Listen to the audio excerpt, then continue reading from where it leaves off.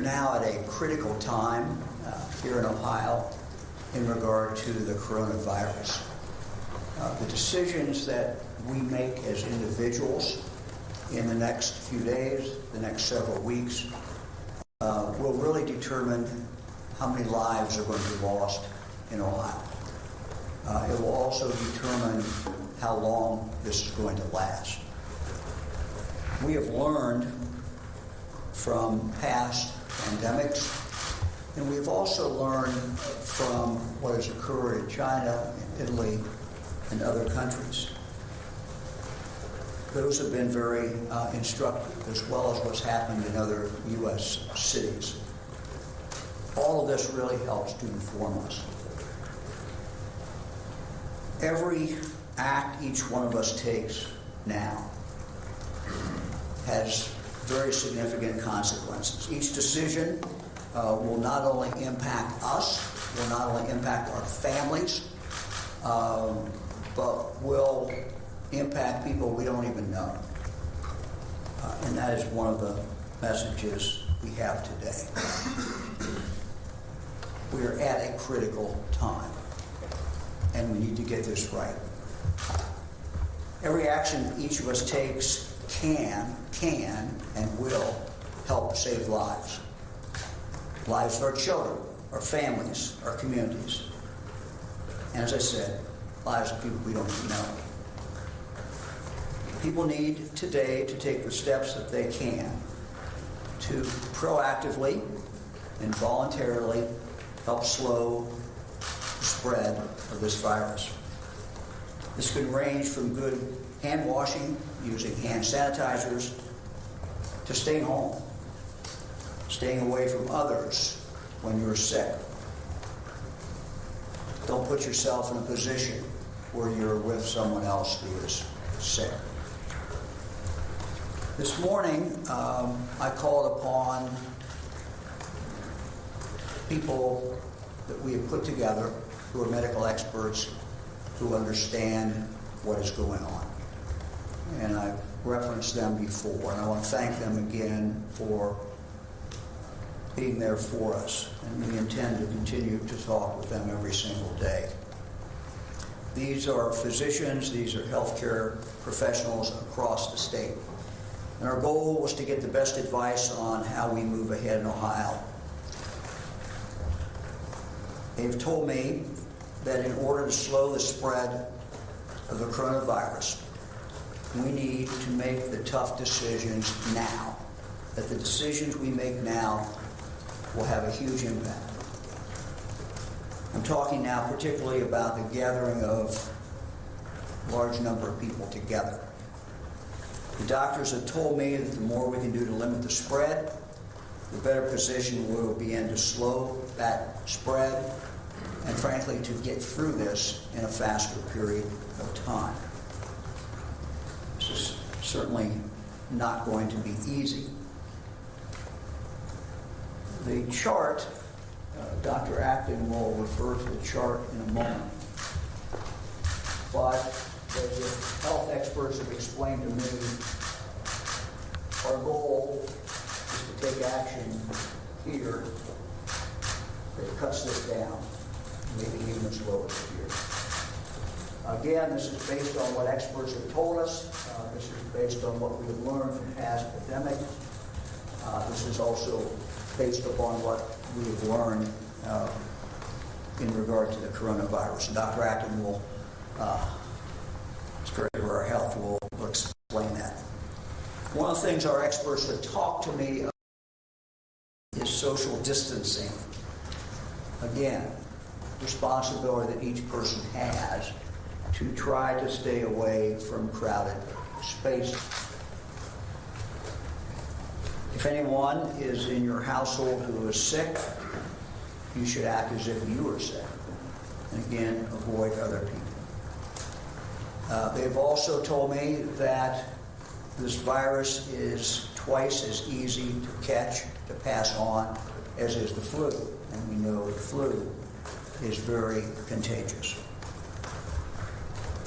Each person, each Ohioan needs to evaluate the risk that they take by every action. that they take. I've also had a series of phone calls and personal meetings today with a number of different groups, and I want to share with you the advice that we have given them based upon, again, what the doctors are advising me. I think it is important for us to be consistent, to be open with the public, and so I'm going to share exactly what advice that I have given them based upon not my expertise, but the expertise of doctors and people who have studied this. We had discussions today, I personally had discussions today with our 2-year college presidents, our 4-year college presidents in the public arena, as well as a conference call with our private colleges. The recommendations for these schools are as follows. Each one is in a different position in regard to spring break, kids coming back, students coming back to campus. Timing is different.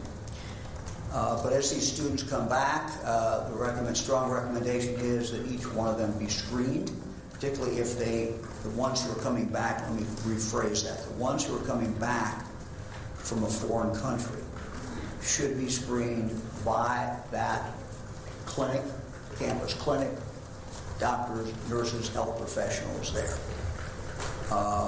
This would also include any student who is coming off a cruise ship. The questions that have been posted with the CDC for some time are the questions that these students should be asked. Where were they? They should be asked who they were around, and all the questions that are there.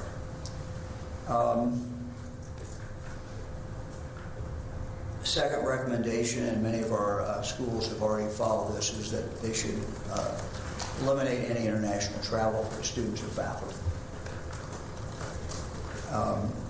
Third is just a basic principle, again, of minimizing the gathering of groups together. And the fourth is, the recommendation is that colleges and universities in Ohio go to remote learning, do not have any classes where there's students there and professors there. Again, this is the guidance from the experts. The goal is to avoid gathering of large numbers of people. Let me move on to sports. Had the opportunity to talk to Jerry Snodgrass, the Ohio High School Athletic Association, and I also just got off the phone with, I believe, most, if not all, of the professional sports teams, representatives from them in the state of Ohio. Again, the great concern is indoor events where there are spectators. And so the recommendation is that for indoor events where there are spectators, that there be no spectators. And that the event can continue on with the athletes and with those people who are essential for that competition to take place. This is the advice that was given to the High School Athletic Association, to the colleges, and to the professional teams. At this point, the recommendation is in regard to outdoor sporting events that those could continue. Planning for those to continue, but the understanding is that this is changing by the day and could change in the future. It is also recommended with the high school students, for example, as we did with the Arnold, that the parents could be there. And let me just say, as someone who loves sports and as someone who has had not only children but grandchildren in high sports and college sports, that this is, I understand how difficult this is. And it's not something that anyone enjoys talking about, and I certainly don't enjoy saying, nor envisioning sports events without spectators.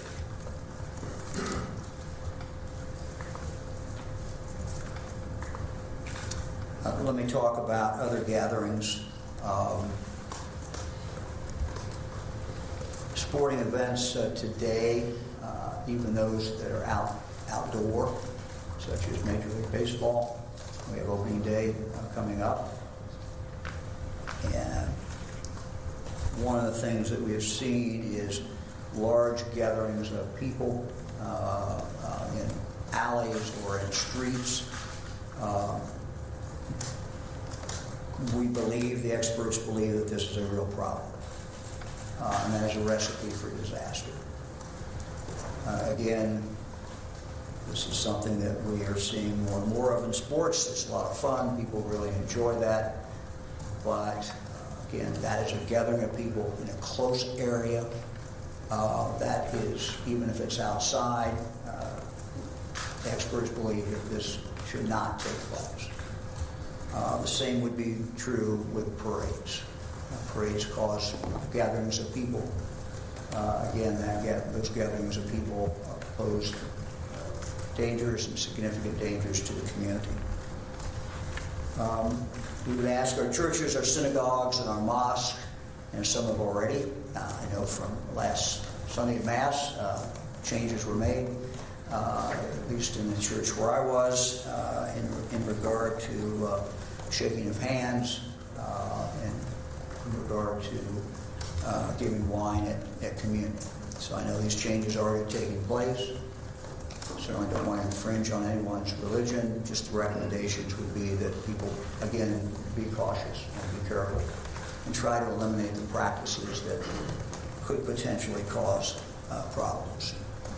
As many of the churches have advised their parishioners, it's okay if you are in an at-risk group, probably okay to stay home on Saturday or Sunday. Again, these are individual choices that are going to have to be made, but there's a great concern from the experts in regard to that. I think this is also an opportunity for our churches, our synagogues, our mosques, our congregations, our faith-based community to do what they do best, and that is to help people. We will see people who are going to be in the future confined to their home. We're going to see people who aren't going to be able to leave their home and leaving food at their doorstep, or leaving food and helping them in ways such as that is something that is going to become more and more very important. Our nursing homes. We know that our nursing homes house probably our most vulnerable Ohio residents. That's because of age. It could also be because of frail health.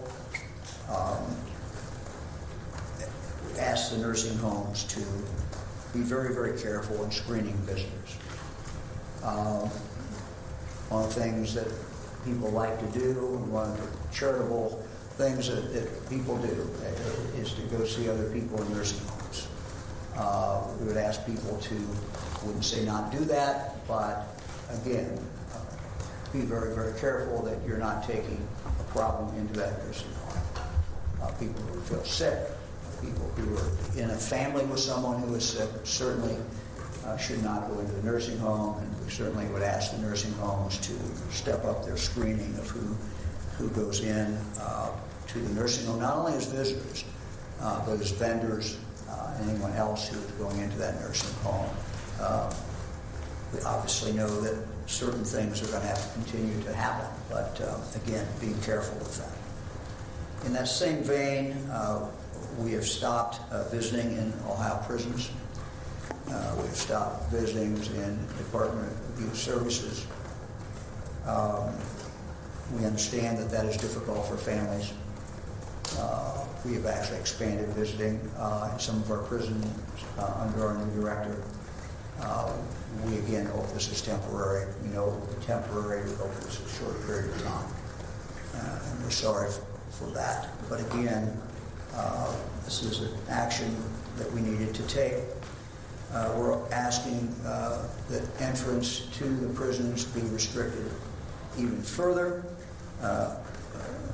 No contractors except those that are actually critical to the mission. Nobody else unless they're absolutely critical to the mission. For those people who are permitted in, their temperature will be taken and other steps appropriate will be taken. In regard to our jails, I know they're moving forward, and the Buckeye Sheriff's Association is sending out guidance. We also know that guidance is in conjunction with recommendations from the Department of Health. Let me talk briefly about K through 12. The recommendation today is not to close K through 12. But I think people should be thinking, parents, principals, superintendents, teachers, about what would happen if these schools had to be closed. We are not there at this point. We don't know whether we will be there, but parents need to prepare for the possibility, as well as teachers, for the possibility of that occurring. As we said yesterday, the coronavirus is changing the way we are operating and will cause great inconvenience. We need to take as many precautions as we can to keep it from spreading. One person can potentially impact many people. Let me now ask Dr. Acton to make some comments, and then we'll be happy to respond to some questions.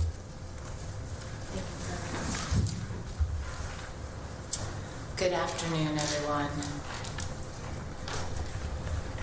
As we have said all along, the situation will continue to evolve, and I'm going to take a few moments to explain to you the science behind what you're seeing is happening. But first of all, I do want to share with you that we do at this point still have 3 confirmed cases in Ohio. We have 15 persons under investigation. We have 14 people who have tested negative. Again, as I've said, we're going to see these cases go up. We have many tests queuing up in our labs as I speak. And we should expect to see more. And we should expect to see what we really suspect is that we do have community spread.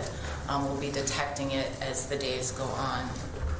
I want to tell you about our call center, which I think has been so important, because as with each of these conferences, we know people are increasingly more afraid, and so we want people, again, reaching out.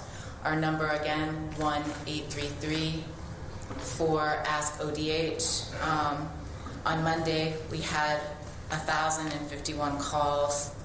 Today, we had 300 in 3 hours, so we're about 100 calls an hour. And we are fully staffed and fully ready to take folks' questions. Also, our website, so important, we keep saying over and over again, good sources of information, coronavirus.ohio.gov. We've had over 65,000 unique website visits. Some of the most popular parts of that website are how to prepare. Household checklists bring great guidance and frequently asked questions. So these are the sort of things that your viewers and the folks here at home are thinking about. And, you know, I know being married to a teacher, each and every one of us is asking a lot of questions, and I'm hearing a lot from folks on the front line. Our governor is leaning in. We know from what we see around the world, from what we understand about pandemics, from all the things we do to prepare for this, and we do stand prepared, that this is a natural evolution of what we should be expecting, and we're seeing it unfold in cities all across this country. My colleagues in other cities are saying to me, places like my colleague in Washington State, for example, take action now. I only wish I had the time that you have to get a few more things prepared. And so you will see our governor taking this very seriously, because there are things we can do now that absolutely make a difference. So let me show you why. Thank you. Sorry, this is new for me. So this is classic epidemiology and classic talk about a pandemic. And again, I keep saying it's predictably unpredictable. There are stages that the spread of a virus takes, and you can predict those. And all of our measures, I know it's confusing. We say one thing one day, the next thing the next day, but we're actually progressing along a continuum of increasing measures to protect the public. So, when you have a pandemic, think of China and what happened in Wuhan. That is our yellow. That was the fate of China. It was a very quick, rapid spread. Everything that the United States has been doing has been to slow it down. They've always known all along it would spread, but every measure taken, starting with the unprecedented measure since 1969 of closing of borders, was meant to slow it down so all of us would have more time to get ready and get more measures in place. And so what that shows is, in the United States, everything we are doing is to turn yellow into blue. To slow down the onset, to decrease, most importantly, decrease the number of people affected, and ride it out. There is no scenario where there isn't a curve. It's how small can we make this curve, and that means how many lives can we save? How many people can we prevent from being ill? How much can we prevent an undue burden on our healthcare system? So every step we're taking now makes a difference. One of the fundamental principles in public health, and this is hard, again, I know it's hard for people to get their head around this. As much as we tell you what to do of your personal responsibility, only a third of the things that impact your health are in your individual sole control. I can tell you to eat better, to diet and exercise. There are things you can control. And why public health so long neglected, it's so important to know that 2/3 of the things that impact our health have to be solved at a population level. They have to be solved collectively. We live, as I've said before, 30 years longer than we did the last century. I've told you that only 5 of those are the very high, expensive, high-tech things that I learned in medical school. 25 of those years came from these public health measures, these population health measures, prevention of infection, the things like safe food, clean water. So, the actions I take as an individual right now, as a healthy, sort of, less healthy every day here, 54-year-old woman, you know, I am definitely at an increased risk for this. We know that 40 to 50-year-olds who contract this right now, with the data out of China, 1 in 250 could die from it if they actually have the disease. So even I am at a greater risk. But the biggest thing is the choices I make for me and my family, it might not affect us, but it's going to affect your grandmother. My not getting sick is going to keep 2 to 3 other people from getting sick, and that is logarithmic. Each of those people can infect 2 to 3 more, and that's what you're seeing in Italy now. 2 weeks ago, 9 cases. Today in Italy, what you're seeing.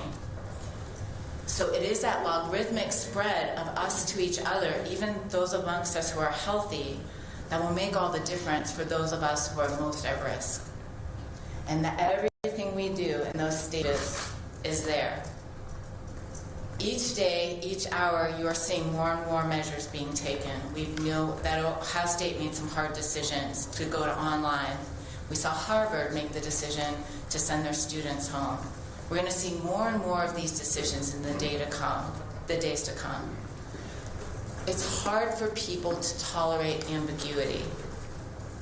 On our website, we have all sorts of tips, and those tips are being updated. Just today, we put some very fast, 5 fast things you can do in every sector. We see businesses like Scott's here in Columbus taking new measures voluntarily with their workforce. The overall gist is if you can make a decision, if you can exercise the decision to stay at home and work from home, if you are a non-essential employee, now's the time you'll see those businesses making those moves. Because there are a certain amount of us who can't make that move, that need to show up at work, our nurses, for example. So the more of our society that makes some of those choices now, the more it will protect the rest of us who have to keep doing it.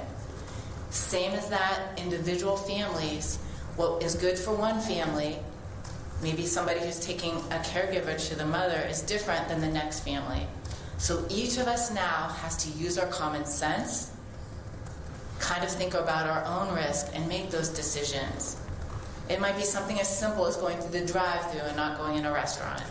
But there are little things and big things that all of us will be doing in the days ahead to slow that down and really decrease the amount of impact it's going to have. And I know you're going to have a lot of questions. I can't answer every single question of the one-off situation. It really is taking the general principles that we'll keep giving you day by day and applying those to your life. I think I'll stop there and I'll wait for your questions. We have.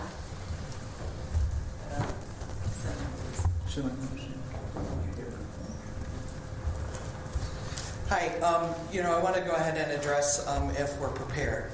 So we have. Oh, I'm sorry about that. My name is Sima Merrick, and I'm the State Emergency Management Director.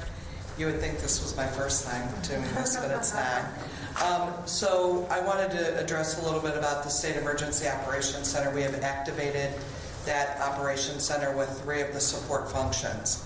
What that means is the staff from those areas, health and medical, infectious disease, planning and assessment, and also from our public information, are activated to work together in the center to discuss what's coming in, how we best address it.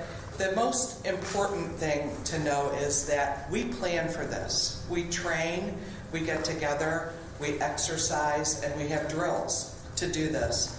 So for us to come together is really testing the test, right? It's testing the drills that we have put together in our partnerships and working closely. And Dr. Acton and I spend a lot of time working together in times of rest in preparing to address these types of issues. Thank you. Okay, happy to take any questions. Governor, with Blue Jackets, we have concerts here in Columbus. Your recommendation is to tell people do not attend any of those events until further? The recommendation, the unanimous recommendation of the doctors is that people not attend the event. It's also that the events not be held with spectators. How receptive are these professional sports organizations to? Well, you will have to ask them. We just got off a conference call. One of the things, the points that they made, the Cavs and the Blue Jackets made, was that they have a different ventilation system. And again, it moves air much quicker. That would be their argument. So now, in fairness to that was just a discussion that we just had. In fairness to them, discussion we just had. I've not taken that back to our panel of doctors. So, but until further notice, our position is that these events should not occur. These are recommendations, but not mandatory. Is that correct? Do you have the authority to make? Well, we haven't got to that point. We've not got to that point, and so that's right. Today we're talking about, recommendations. And again, with only 3 confirmed cases in Ohio, people may say, "Well, Mike, why are you doing this? Aren't you?" The answer is we've learned from what has happened in other countries, and we see how fast this moves. And we've learned from them, we've learned from other pandemics, that there's a point in time where you can't get in front of it. That's probably not the way to say it, because you're not stopping it from coming in, but we're slowing down. Our goal is to dramatically slow down the spread, thus saving lives, and thus, at the same time, maybe getting us through this period. We don't know how long this period is going to be, but this period of danger. We are now in a period of danger. And we are in a period when the tough decisions that we're going to make, and look, these are horrible decisions in the sense that no one wants to make these decisions.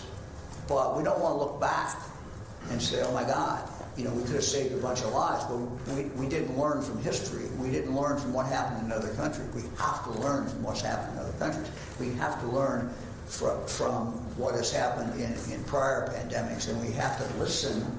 We have to listen to the experts and what the experts are saying. And what they're saying is, do not have large events.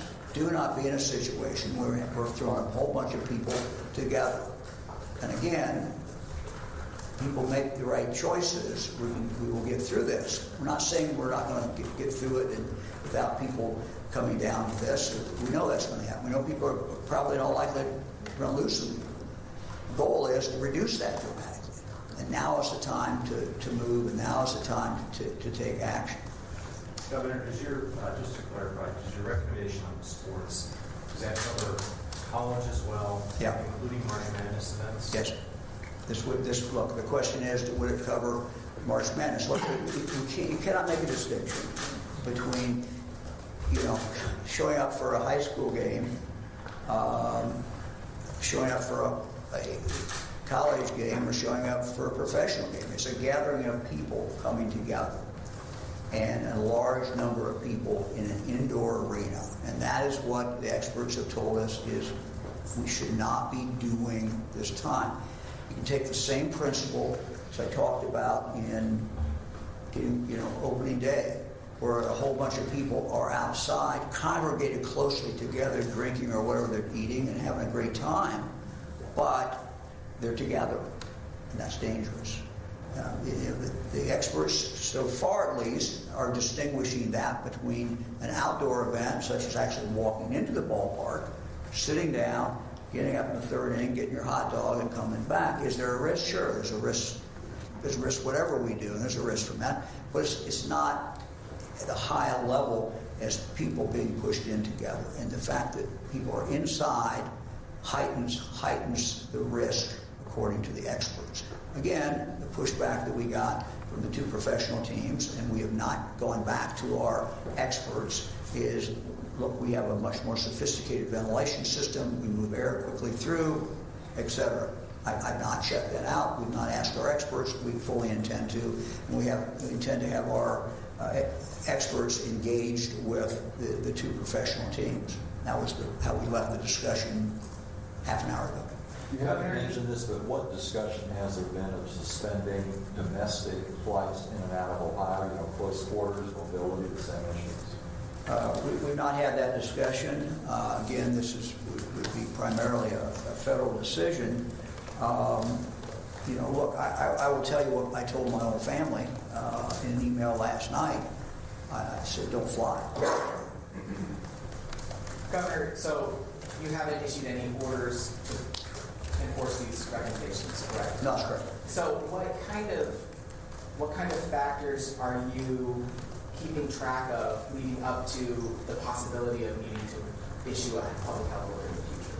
Look, I mean, what we would hope is that individuals would heed the advice of the experts. We would hope that people who are behind or either organize the events or whose teams are represented would take the appropriate action. Now, look, I fully understand. I expressed this to the professional teams. I said, look, I understand you're in leagues. You've got to consult. You've got to, take action together. What I owe the public and what I owe every Ohioan is the truth as we can determine. And the truth as we can determine from the experts is this is dangerous. It's an unacceptable risk to put that many people together for a long period of time inside. The timing couldn't be worse. We're heading into March Madness. We're heading in Dayton in the 2 nights of playing games. We're heading into Cleveland in the first round of NCAA basketball. Look, it could not be worse. But we can't hide this. We can't shove it under the rug. We can't ignore it. We can't wish it away. We've got to call it like it is, and that's the way it is. Governor, have you had discussions with your administration at all in terms of how to handle like a National Guard situation like what's going on in New York today? Our National Guard is prepared to do what they need to do. We have not reached the point today where having the National Guard do something like we're seeing in New York has occurred. The National Guard trains for many contingencies. Many of them are overseas. Some of them are here in Ohio. So we will be prepared to do that if that is the most appropriate way to do it. Dr. Can you talk about the number of tests Ohio has now, and is a doctor's order good enough to get treated if someone suspects they have coronavirus? If you can talk about it. Yeah. So absolutely, we've been talking about a 3-pronged approach we're taking in this state. You need a doctor's order to be tested. Just my days are running together. I think it was yesterday afternoon, the CDC issued new guidance that's going to help us do more tests. As I said to folks before, you can get up to 3 specimens in a patient, a nasal pharyngeal, an oral pharyngeal, and a sputum. They made a rule yesterday that you can do 2 specimens in 1 vial. So instead of having separate specimens, which would then shrink the amount of tests we could do, they're putting both oral and nasal into 1 vial, and therefore we can test more people.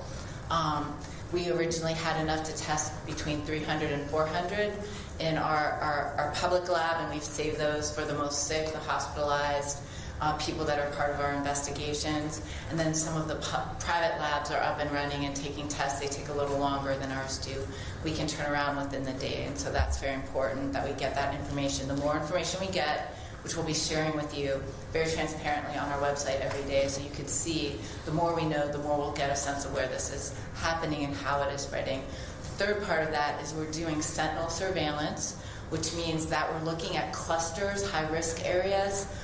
For instance, if we have a nursing home where we see a spike of influenza-like illness, but they're testing negative for flu, it's a respiratory disease, so we might think to go in there and do something. And we're working closely. I just spoke with my CDC colleagues. We're one of a few states that are going to be doing sentinel surveillance on behalf of the CDC. So, we're getting our hands around the scope of Ohioans, but as you know, travelers, everything that's going on in the United States, I think it's safe to assume, that we have community spread here.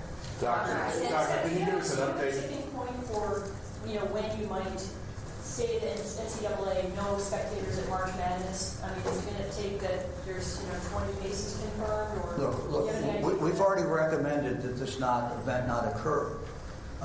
And that's not, something the governor does lightly. And so one would hope that with Ohio's position that the NCAA go back and take a look at this. Now, I understand that they issued something today, but this is evolving. We have the safety of not only the spectators, but as Dr. Acton has pointed out, it is all the people the spectators come in contact with afterwards. So this is something that it directly impacts the safety of the people of the state of Ohio. And so we would hope that anyone who has responsibility for conducting these events would make the right decision. We'll cross the next bridge when we get to it. Sorry, can you clarify that? Not have the events, or? No, I said before, that it certainly can have the events.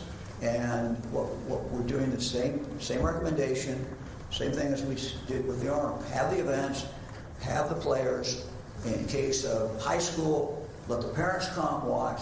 I just can't imagine, being a parent and your son's team or your daughter's team is in, state finals or something. You can't be there. I mean, we have to be reasonable about this, and we have to take that into consideration. But we can't have a lot of people there, and that's what the problem is. Governor, is there any talk of having state employees work from home? Yes, we've asked our team and our cabinet directors to start drilling down on that and seeing which ones could actually work from home and which ones could not. Now look, the obvious DYS and our prisons, you can't work from home, you can't remote. So, some of the state employees, our BCI agents, most of them, they can't work from home. So, a lot of things that are essential to the protection of the people of the state, people can't work from home. But there are some jobs, undoubtedly, in state government where people could actually work remotely. And we're asking every department to take a look at that. Look, what the state needs to do, everything that we're recommending in the private sector, the state needs to be doing as well. And let me just say, speaking of the private sector, I want to congratulate the companies that have been very proactive in this. And they have really done a great job. And this has cost them money. But they've been proactive in letting people work from home. They've been proactive in making all kinds of decisions. And I think what they understand, because they've got experts that is talking to them as well, what they understand is the better decisions we make now, the faster we get through this, and fewer people die, and less impact, less long-term impact on the economy of the state. The economy is not the most important thing. People's lives are the most important thing. But it's also true that if we can get through this, and then move forward, the economy is going to be moving in the right direction after we're through it. The faster we can get through it, the better off we are. Have you talked to the Greater Columbus Convention Center about the convention they're coming in? I know. There's only so many hours in a day, and we're trying to do this as quickly as we can. We spent all morning and all day talking to as many different groups as we could in one conference call to the other. No, we're not.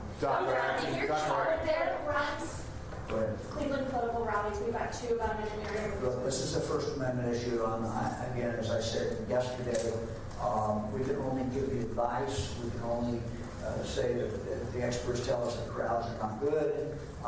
This is something the candidates are going to have to decide for themselves. I'm not going to weigh in on the First Amendment issue, and they have every right to hold a political rally. Look, I'm saying that I would not suggest someone goes where there's a large crowd, whatever the purpose of that. Dr. Chart Acton, do you there. have a Yeah, right back there. Thank you. Your chart there, is there a time spectrum on that at all? As we go towards spring, is it something that people need to be thinking about? We've got large graduations and different, festivals and stuff. Is there a Well, this is time? not a projection. It is. You can tell them what it is. There was a second chart. I don't think we brought it out. That's why I was pulling on it. But, we don't know. It's variable, but you can see sort of get a sense of what's happening by watching it move through the other countries. So we cannot predict. Every country will be different. Where the hot spots will be different. We're seeing what they are in our country right now, but that evolves. Quite honestly, in a day, you can see everything change. And so But Amy, that's the progression. But that is a typical. Yeah, that curve will happen. And there's actually 6 stages. And we have I think we have these graphs up on our website. If not, I'll make sure they're on there. But there's actually 6 stages. And with those 6 stages, I'm sorry, I'm not talking into this. With the 6 stages, you have different interventions. And if you really look at classic epidemiology, you'll see how you're seeing a spectrum of options. And what the governor is really saying to everyone is, make the choices now to lean in a little harder. You have to keep leaning in. By the end of this week, it will seem like a different world than it is today, and that's the pace at which this change is occurring. And I think it's just really important for all of us, though, to recognize the reality of the situation. Our lives are going to be disrupted, and we'll get to the other side of it. If you know, how many ICU beds and respirators do we have in Ohio, and to what extent do they appear to be adequate to be at something like a fairly widespread? I'll let Dr. Acton answer that, but one of the things that we have done has been, in contact with the Hospital Association. We've had phone calls, we've had in-person meetings. So hospitals are very, very, obviously, an essential part of the preparedness for this crisis.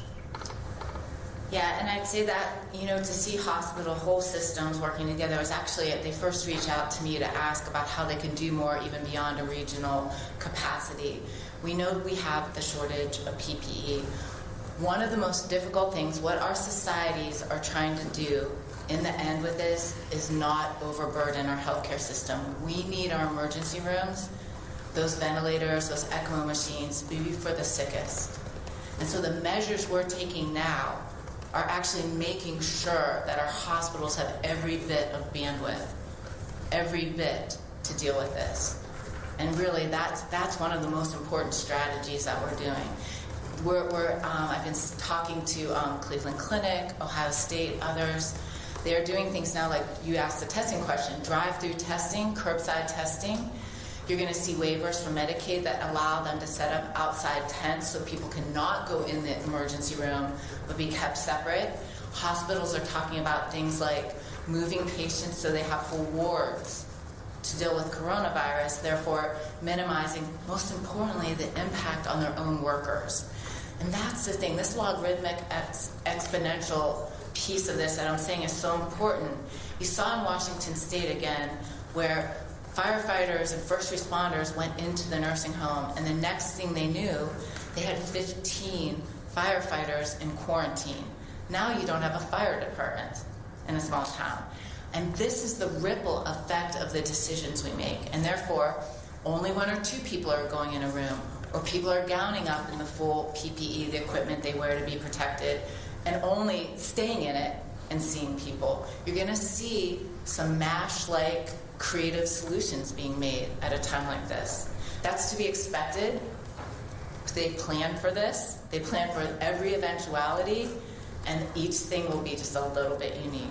But the basic sense of how they go through these stages, Ohio State has, for example, all sorts of things that they've been going through, drills and tabletops and new scenarios that they're moving their staff through as we speak.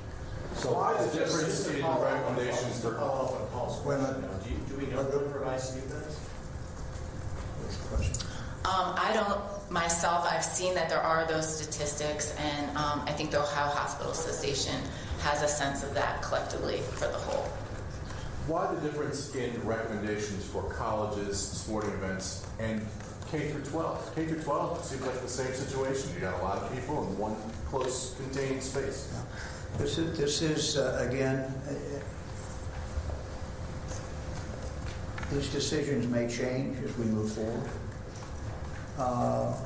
The younger individuals, I'm told, are less at risk, and there's older you get, much more risk of mortality there is.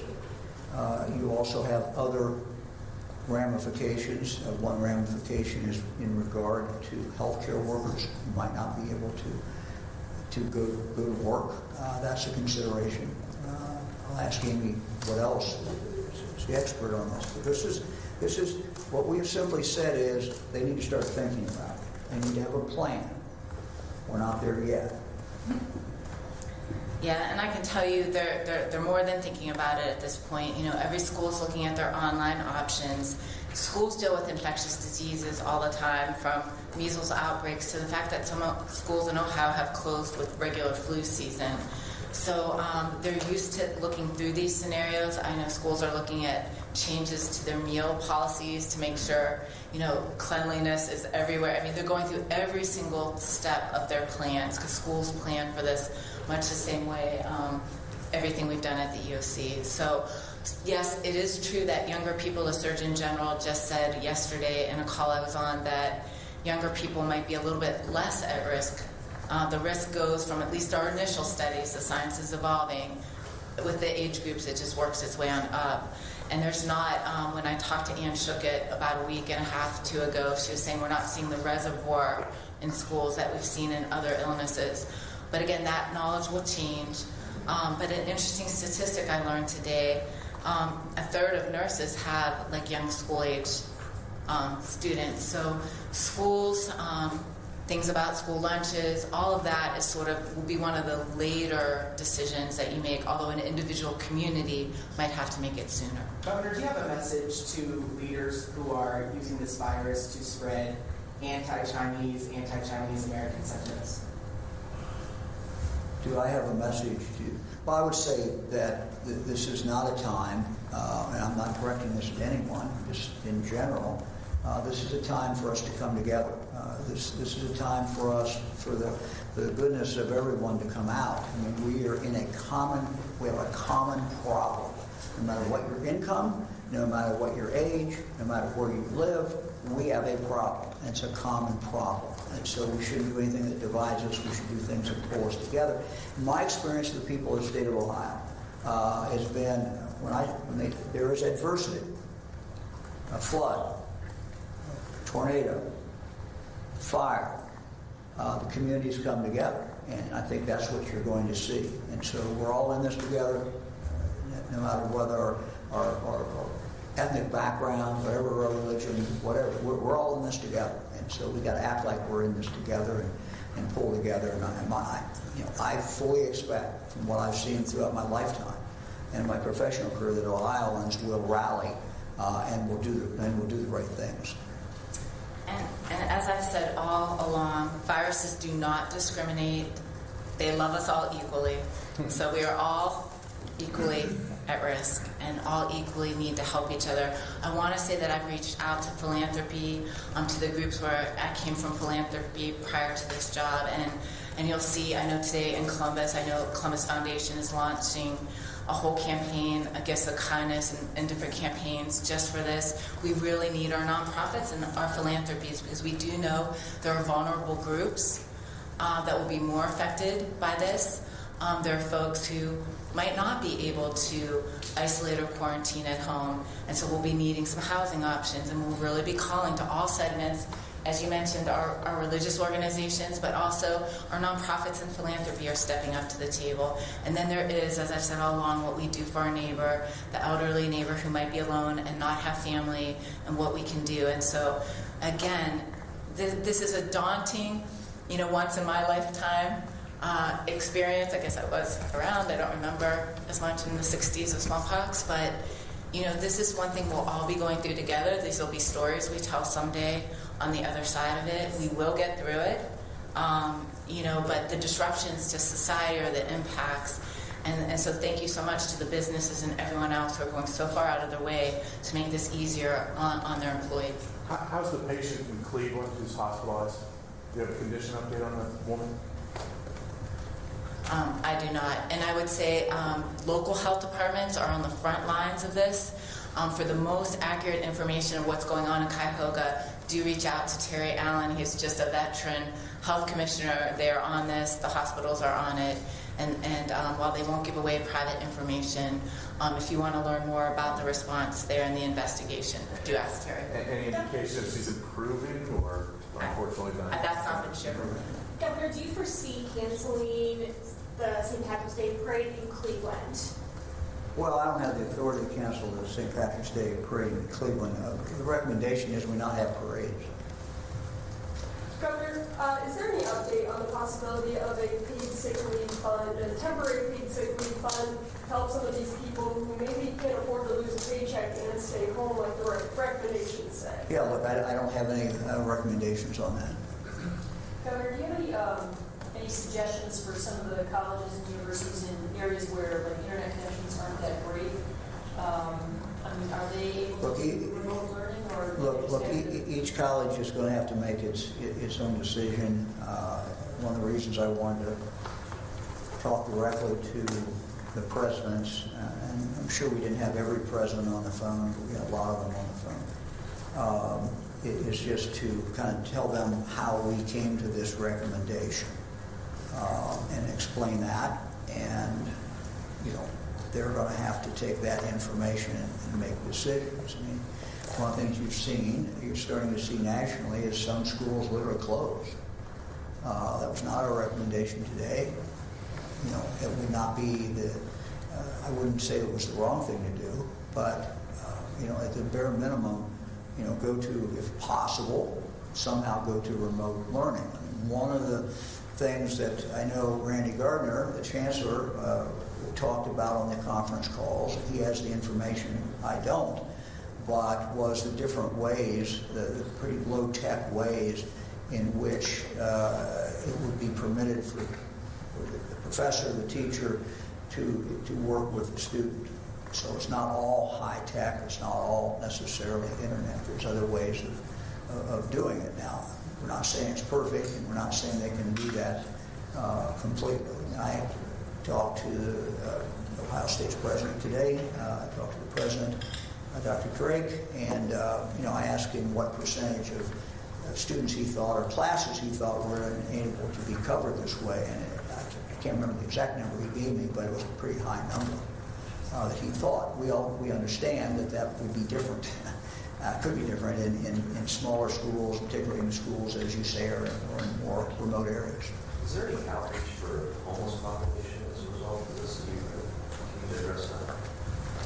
Yeah, addressing the needs of the homeless population. There are also communities where, I'm thinking the Nepalese community, for instance, where it's much more common to share a bedroom, and part of quarantine and isolation is you need to be alone in a room. So there are going to be interesting caveats to this. It's part of the planning that's done, but in the individual community where it occurs, that will be where, in one community like Columbus, they might be looking, to a given nonprofit or another based on the needs. And then again, we might have to do something unique, like we saw in Washington. There are things like RV parks and mobile homes and hotels being used. So I think each community, based on the assets that they have at their disposal, and remember, the local health departments, when they do these plans for pandemic, all those partners have been at the table all along talking about, here's what I could do in this situation. And so it will look very different depending on the community. And, we will see more and more resources over time come to us.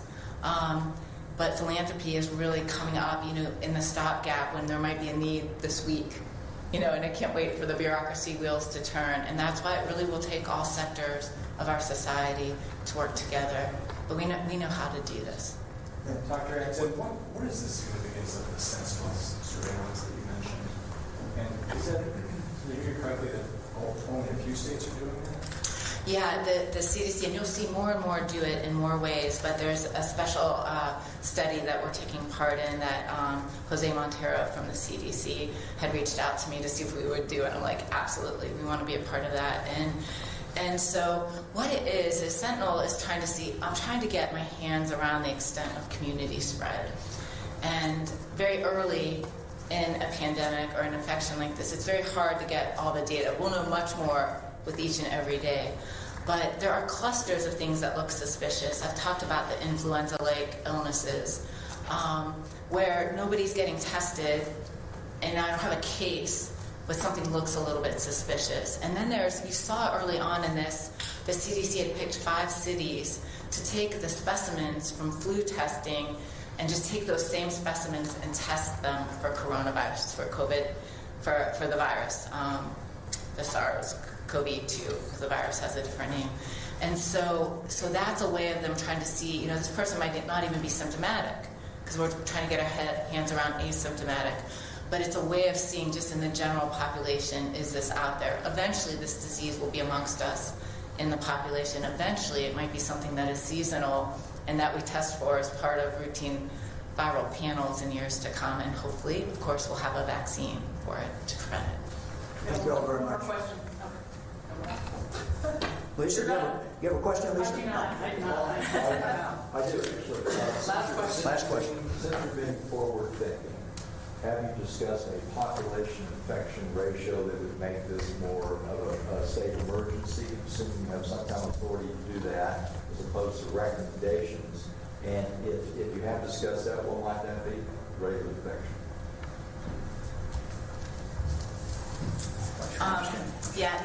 I believe he's asking about the R0 factor, and it's about the infectivity, and those numbers are varying widely right now.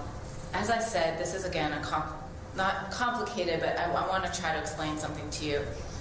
I've talked about Italy a lot. Italy, again, 2 weeks ago, 9 cases. What were they, over 9,000 today? It's hard to keep up with all the numbers changing. But the thing is, there's the time a person gets infected. They don't even know they have the disease. It might be up to 14 days. We're seeing quite often around the 5 to 6. Then there's the course of illness. People tend to start out, again, most people will ride this out at home, maybe be a little more sick than the flu, maybe be a little less, but they'll do fine and they'll recover. We talk about the vulnerable populations. But from that time of someone first being infected, it might be 9 to 12 days before someone is hospitalized. And the deaths from this are trailing behind at 3 to 6 weeks. So what is happening right now in Italy, we won't know about. People are just being hospitalized. So that the data we're getting is sort of lagging behind, and that's why these measures we take now, every single step we take to do blue and not yellow, will make all the difference. Governor, can you just, we're getting a lot of questions on our website about, again, the spectators going to sporting events. You are, at this point, are only recommending that they not go. You are not, this is not... Strongly recommend. Involving concerts as well. Sporting events of large... Any gathering of people of any size indoors. Thank you all very much. Are these trainings going to be every day at this time, or do we have any schedule or anything? We don't. We're going to come here anytime there's any information to convey to you. And that's it. We're going to try to do it this way. It could be at some points we'll simply put a release out, but at least for now we're going to try to do this in person so that we can answer questions. Be available to try to answer the questions that are raised. Thanks, Governor. Thank you.